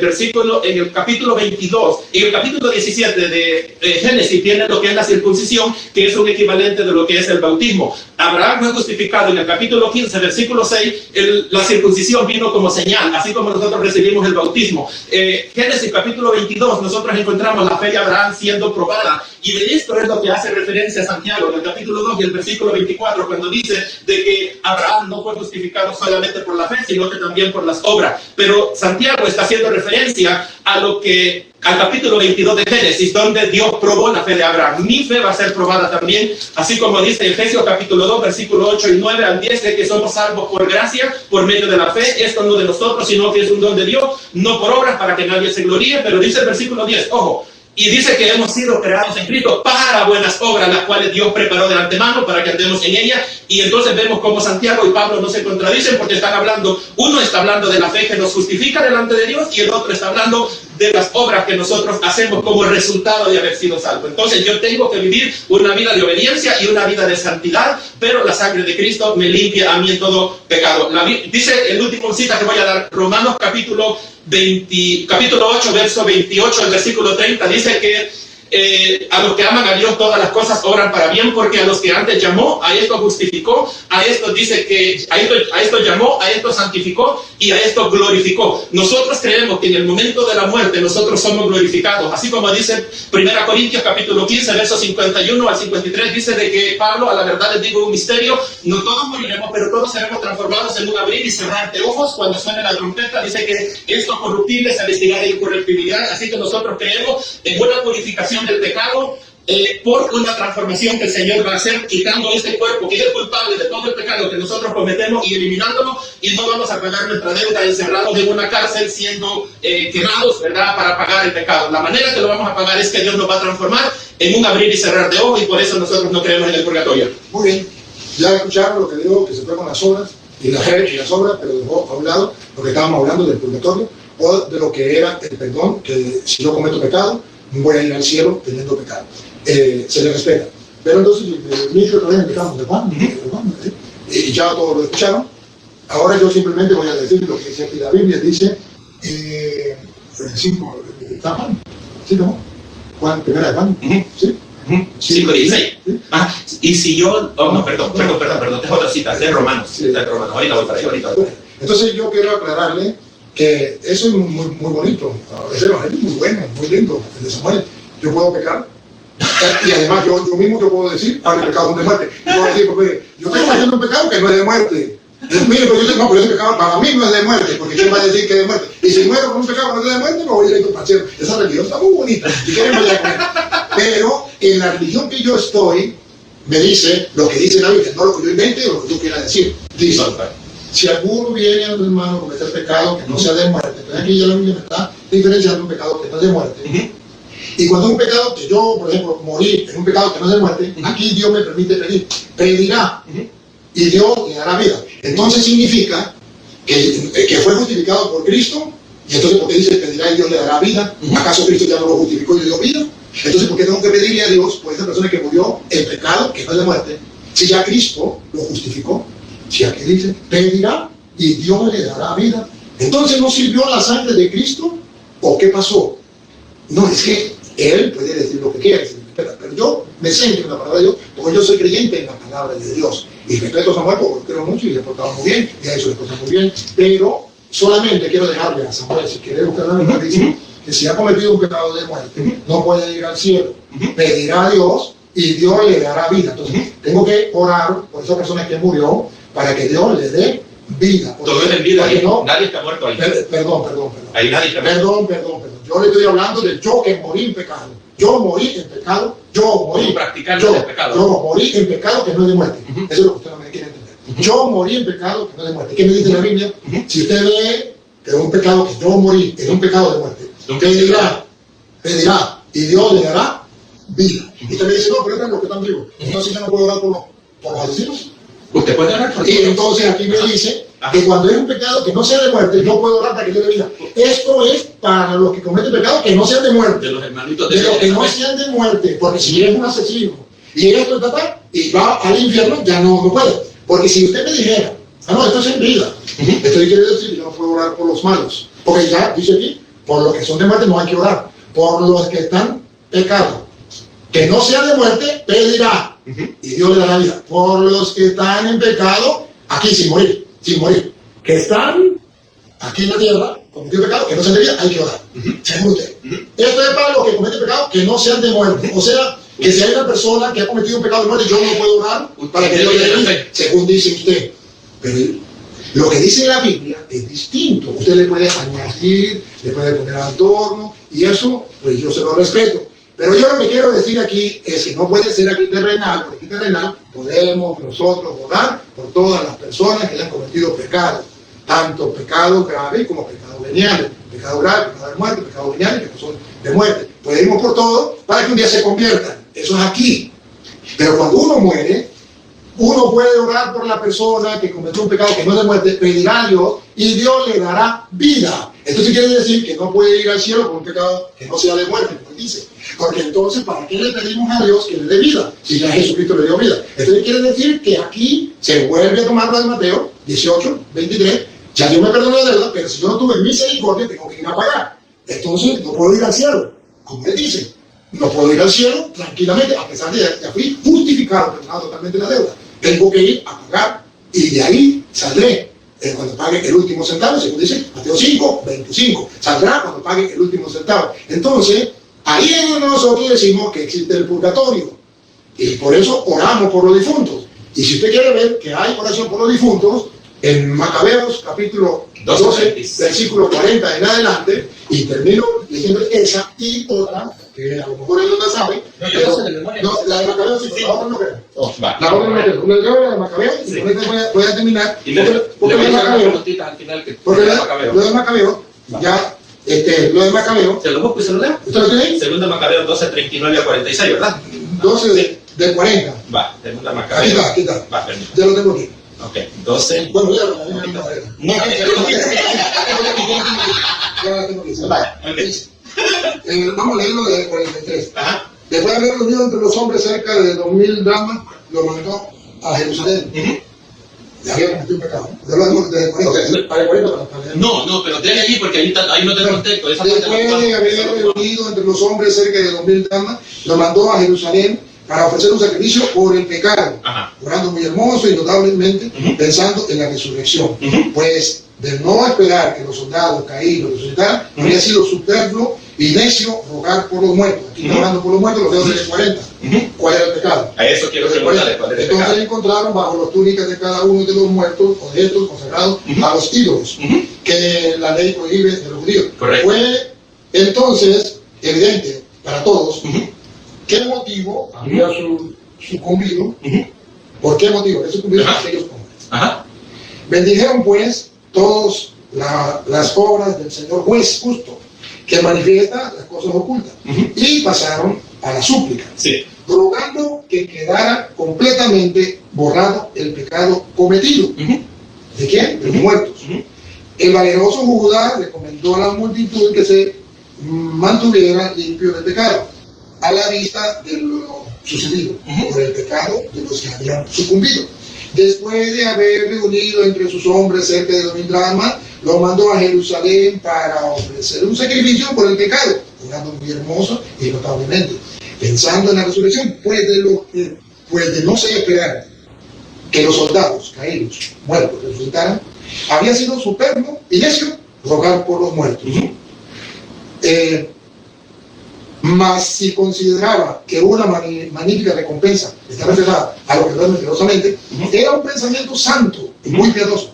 Por eso mandó hacer este sacrificio expiatorio en favor de los que habían muerto, para que quedaran liberados del pecado. Entonces, aquí encontramos una cita, y usted puede decir, pero esa cita es del Antiguo Testamento, No, pero no hay problema, yo se lo acepto. Yo digo que hermano que se le diga el primero de Corintios, No, pero no, yo necesito que no nos vayamos al otro lado. no, es la misma, es la misma. No, La primera de Corintios, usted no la sabe, 15, 29, ¿cómo no? es igual a la de Macabeos. Aquí dice un sacrificio por el perdón de los pecados y aquello, orar por los muertos. Y resulta que en 1 de Corintios capítulo 15, versículo 29 dice, de no ser así, ¿qué harán los que se bautizan por los muertos?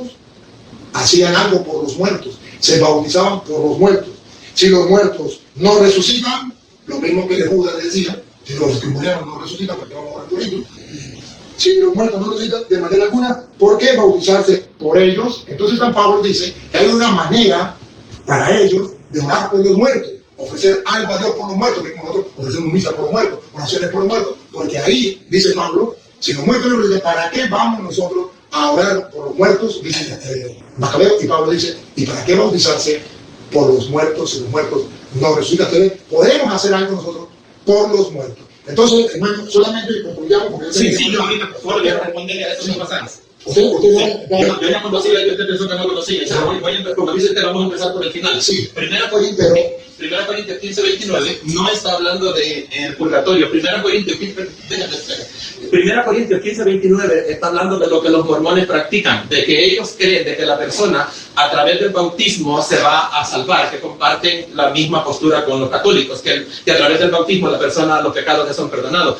El apóstol Pablo en el capítulo 15, si leemos el contexto completo, Pablo está disputando referente a la resurrección. Ese es el contexto, usted lo sabe. Dice que si Cristo no murió y no resucitó, gana nuestra predicación, en vano nuestra fe. Si los muertos no resucitan, entonces dice, en vano hacen los que. Entonces Pablo le está escribiendo a los corintios estaban siendo atacados por herejes desde afuera hacia adentro y estaban perturbando a la iglesia, y eran las personas que negaban la resurrección. Entonces Pablo les dice, bueno, ¿cómo es eso de que esas personas que están atacando a la iglesia de Corinto, dicen ellos se bautizan por los muertos si los muertos no resucitan? Pablo no está diciendo de que la iglesia de Corinto practicaba ese bautismo. Si usted lee bien el pasaje, ahorita lo vamos a leer para que vean, los que no eran a ellos. Sí, entonces digo otro grupo. Entonces Pablo está refutando a ese grupo. Está bien.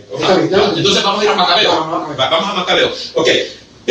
Macabeo, se lo voy a leer yo acá completo porque yo sentí como que hay una parte que no la escuché, entonces lo voy a buscar aquí ahorita para ver si yo la encuentro. Bueno, pero vámonos al pecado. Vamos al pecado. No perder tiempo.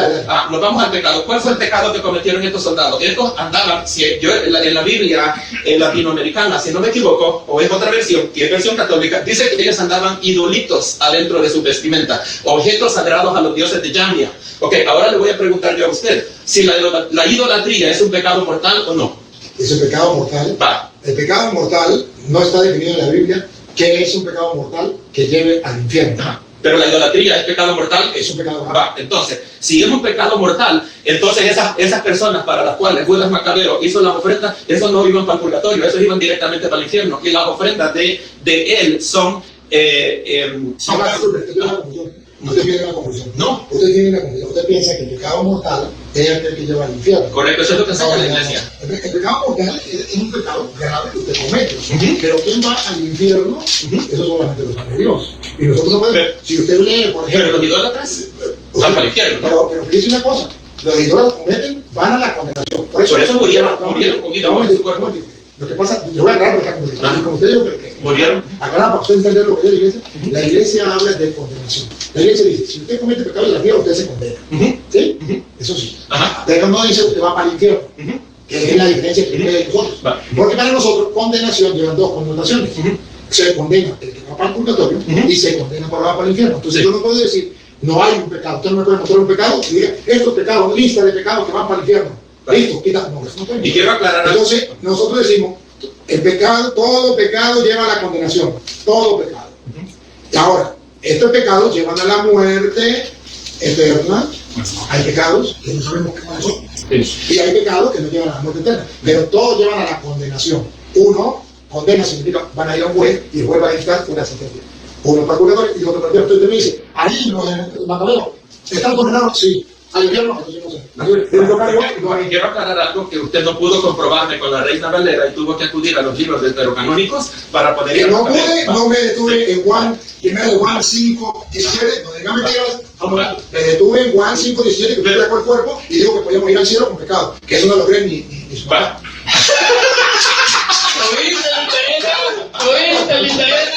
Continuamos. Y yo me quedo quieto. Judas Macabeo está hablando que está presentando la ofrenda para que sus pecados sean borrados. En el purgatorio los pecados no son borrados. En el purgatorio la persona va a pagar hasta el último centavo. Entonces no está hablando. Dice que Judas hizo esto porque creía en la resurrección. No en el purgatorio. Borrado significa ya le eliminó la sentencia. Eso significa borrado. Entonces no es purgatorio. Cuando usted va al purgatorio, le quitan la sentencia. Hasta el último centavo. Ya que una sentencia quitada. Pero no veo usted pendiente con nada pendiente. Pero pagó, que usted le quiere tratar de manera superior. Pero lo que digo lo que la iglesia católica enseña. Porque usted quiere que yo diga lo que usted quiere, no. Lo que la iglesia católica enseña. Usted va y paga y eso quedó borrado. Judas creía en la resurrección, no en el purgatorio. Fíjese bien en ese contexto. Otra cosa dice de que el sacrificio que hizo Judas era expiatorio. Las personas no van al purgatorio a pagar un pecado, una expiación, porque la expiación la hizo Cristo Jesús en la cruz del Calvario. De acuerdo al catecismo de la Iglesia Católica, las personas van al purgatorio para una purificación, no para una expiación. Entonces, ese texto, ese pasaje, se lo acaba completamente a usted. No, señor, porque si usted lo toma desde ese punto de vista, sí. No, porque eso es lo que dice. Pero usted lo toma desde ese punto de vista. Pero cuando la iglesia toma esto, está hablando es que va a pagar, va a la sentencia que tenía, el pecado que tenía, porque el contexto está claro. Estos murieron en pecado. ¿Qué hacemos? Orar por ellos. ¿Para qué? Para que Dios les perdone sus pecados. Entonces, ahí está claro. Usted quiere adornar, quiere sacar el cuerpo, pero es la enseñanza de la iglesia. Yo me centro lo que usted en la iglesia y lo que yo no creo en la Biblia. Si usted lo quiere interpretar de otra manera. Eso dice. Bueno, esa es su interpretación. Pero yo estoy dando la interpretación de la iglesia. Aquí está este contexto. Y si no es así, entonces ¿por qué está ahí eso? Si no tiene ninguna razón teológica, si no tiene ninguna enseñanza, ¿por qué está ahí? Si está ahí es por algo. Y ese algo es la razón teológica. Bueno, aquí tenemos la única diferencia que tenemos es entre la exégesis que yo le acabo de hacer. Entonces, el capítulo contra la exégesis que es... Ahí está. ¿Y qué?